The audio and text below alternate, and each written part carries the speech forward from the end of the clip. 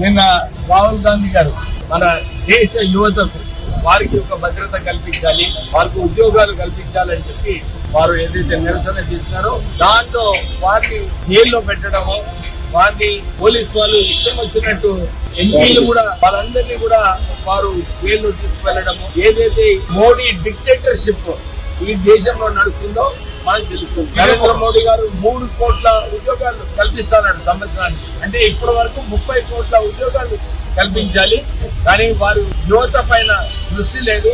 అదే రాహుల్ గాంధీ గారు అన్నారు, ఈ దేశ యువతకు మేము కాంగ్రెస్ పార్టీ కొట్లాడుతుంది, దేశ యువతకు మీరు ఏదైతే లాఠీ చార్జ్ చేస్తున్నారో దాన్ని తీవ్రంగా ఖండిస్తున్నాము.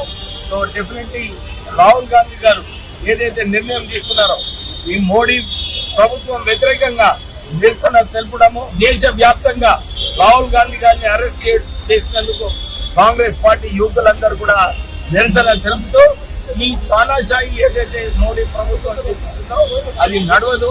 డెఫినెట్లీ కాంగ్రెస్ పార్టీ మోడీ వ్యతిరేకంగా నిరసన తెలుపుతూ ముందుకు వెళ్తుంది.